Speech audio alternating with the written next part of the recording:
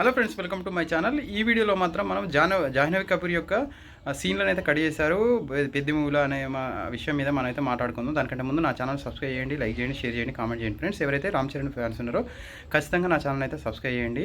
అయితే అసలు విషయానికి వచ్చినట్టయితే మన పెద్ద మూవీలో మాత్రము జాహ్నవి కపూర్ యొక్క కొన్ని సీన్స్ అనేవి చాలా వల్గర్గా ఉన్నాయని చెప్పేసి మనకు సోషల్ మీడియాలో కోడై కూసి, అదేవిధంగా మహిళల యొక్క మనోభావాలు విమర్శలు వచ్చాయని చెప్పేసి బుచ్చిబాబు గారు మనకు ఒక ట్వీట్ చేశారు. ఏంటంటే, నాకు తెర వెనకాల తెర ముందు లేడీస్ అంటే చాలా రెస్పెక్ట్. మీరు అభ్యంతరం తెలిపారు కనుక నేను కొన్ని సీన్స్ కట్ చేస్తానని మాత్రము ట్విట్టర్లో మాత్రము తను ఒక ట్వీట్ అయితే చేయడం అయితే జరిగింది. అయితే నిజంగా చూసుకున్నట్లయితే మన జాహ్నవి కపూర్ యొక్క రోల్ అయితే గ్లామరస్గా, అదేవిధంగా చాలా అందాలు ఆరబోసినట్టు వల్గర్గా అయితే కొన్ని అయితే ఉన్నాయి ఫ్రెండ్స్. ఎందుకంటే మనకు ఒక సీన్ అయితే ఉంది, నేను చూసినప్పుడు నాకు అనిపించింది ఏంది జాహ్నవి కపూర్ను ఇట్లా చూపించారని.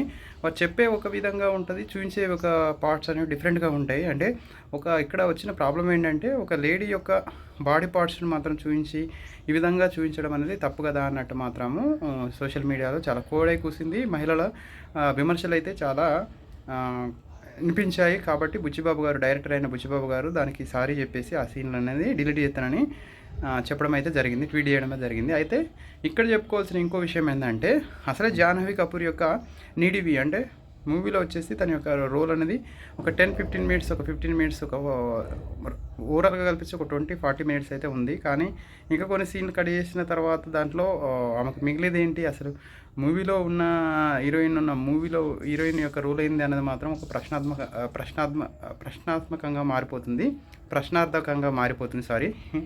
అయితే దీని మీద కూడా ఒక కామెంట్ చేయండి. అయితే మిగతా మూవీస్లో చూసుకున్నట్లయితే మనకి ఏంటంటే సీన్లో యాడ్ చేసి ప్రేక్షకులు ఉన్నది ఆడియన్స్ని అట్రాక్ట్ చేసి మళ్ళీ మళ్ళీ చూసేటట్టు చేస్తారు. కానీ పెద్ద మూవీ యొక్క దురదృష్టకరం ఏంటంటే, దాంట్లో సీన్లు కట్ చేయడం వల్ల అసలు థియేటర్కి ఆడియన్స్ వస్తారా రారా అన్నది కూడా మనకు ఒక ప్రశ్నాత్మకంగా మారిపోయింది. దాని మీద కామెంట్ చేయండి. పొద్దు నా ఛానల్ని సబ్స్క్రైబ్ చేసుకోండి. Thank you. జై హింద్.